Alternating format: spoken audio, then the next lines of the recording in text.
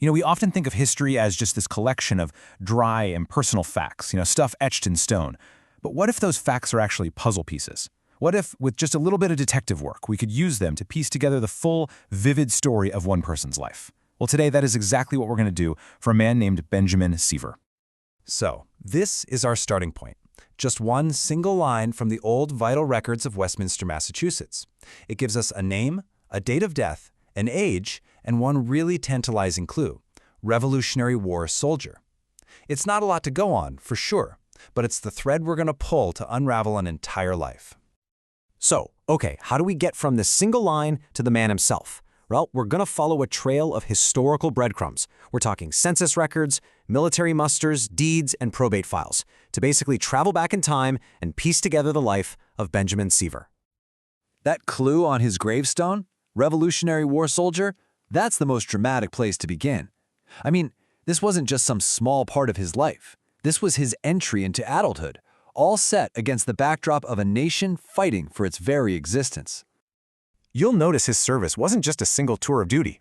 He enlists right at the very start of the war in 1775, and he even earns a promotion to corporal. But then, 5 years later, he re-enlists.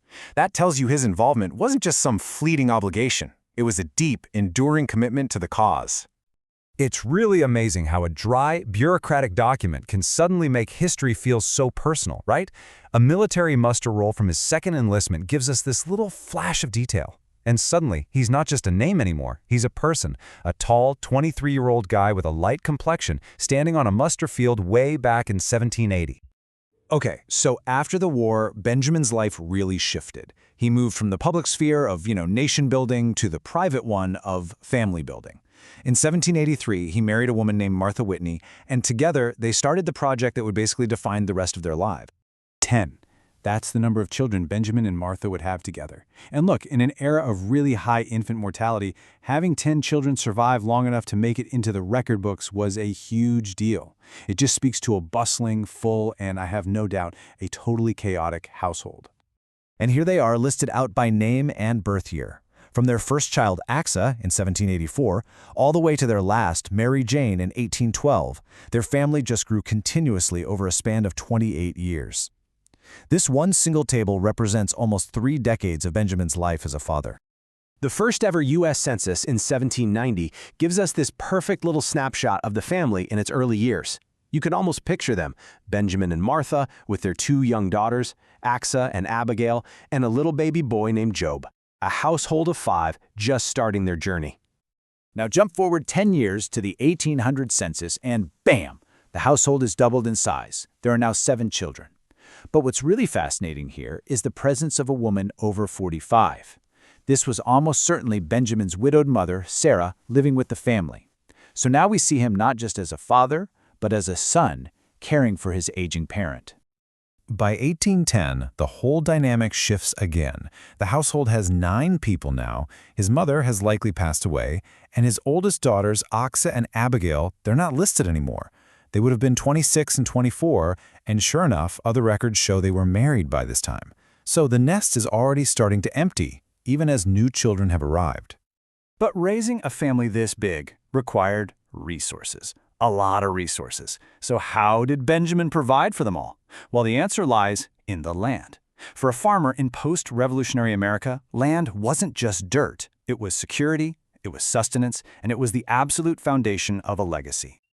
Now, Benjamin didn't start with nothing. When his father Norman died back in 1787, Benjamin, being the eldest son, inherited the family homestead.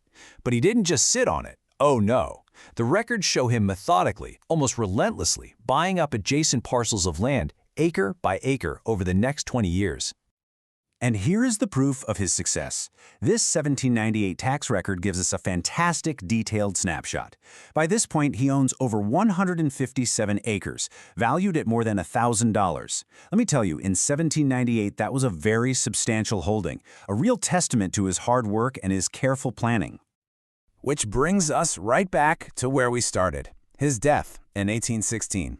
But now, that simple line on a death record isn't just an ending, is it? It's the conclusion to a full story. We can see him now not just as a soldier, but as a husband, a father, and a successful farmer who built something that would last. The probate inventory filed after his death basically puts a number on his life's work. His total estate was valued at over $5,700, an enormous sum for the time. And notice where that value came from. The overwhelming majority was in real estate. The land was his legacy. That shows a massive increase from that valuation we saw back in 1798. This is where we really see his ultimate goal come into focus. The probate records detail exactly how his land was divided up. His widow, Martha, was provided for, and every single one of his children, including his married daughters and his minor children, received a specific share of land or funds. This wasn't just a will, it was a carefully constructed plan to secure the future for the next generation. Just think about where we started, with just one line of text. By weaving together all these different records, we've reconstructed the full arc of a life. And in doing that, we see more than just one man's story, right? We get a window into the values of an entire generation. Duty to your country, devotion to your family, and a deep-seated drive to build something permanent to pass on. It kind of leaves you with a final thought. These records, they exist for so many of our own ancestors. They aren't just names on a page. They are the outlines of stories just waiting to be filled in. So the question is, what incredible story is waiting to be discovered in your family's past?